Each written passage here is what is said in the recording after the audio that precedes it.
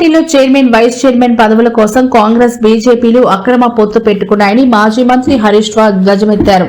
ఇవాళ నగరంలోని తెలంగాణ భవన్లో కేసీఆర్ జన్మదినం సందర్భంగా ఆయన బీఆర్ఎస్ వర్కింగ్ ప్రెసిడెంట్ కేటీఆర్ తో కలిసి కేక్ కట్ చేశారు. అనంతరం వారు కేసీఆర్ ఉద్యమ ప్రస్థానం 10 ఏళ్ల పాలనపై డాక్యుమెంటరీ విడుదల చేశారు. ఈ సందర్భంగా హరీష్ రావు మాట్లాడుతూ ఇవాళ కాంగ్రెస్ బీజేపీకి పార్టీలకు ఎలాంటి సిద్ధాంతాలు లేవని, మున్సిపాలిటీ ఎన్నికల్లో 2 పార్టీల నేతలు చట్టాపట్టాలేసుకుని తిరుగుతున్నాయని కామెంట్ చేశారు.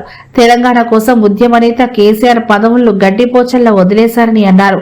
చరిత్రలో కేసీఆర్ తిన్నని తిట్లు, శాపనార్థాలు ఎవరూ తినలేదని, భవిష్యత్తులో కూడా తినకపోవచ్చునేమోనని పేర్కొన్నారు. కేసీఆర్ పై ఎవరు ఎన్ని కుట్రలు చేసినా మొండి ధైర్యంతో ప్రత్యేక రాష్ట్రాన్ని సాధించి అశేష తెలంగాణ ప్రజలకు చూపారని హరీష్ రావు తెలిపారు. నియామకాల్లో చివరికి తెలంగాణ యాసకు, భాషకు, తెలంగాణ జాతి గౌరవాన్ని దెబ్బతిని బాధలో ఉన్న సమయంలో నేనున్నాను అంటూ బయలుదేరిన నాయకుడు కేసీఆర్. ఆ కేసీఆర్ గారే లేకపోతే ఇవాళ తెలంగాణ వచ్చి ఉండేదా? ఎంతో మంది తెలంగాణ ఉద్యమాన్ని ప్రారంభించినా గమ్యాన్ని చేరుకోలేకపోయారు.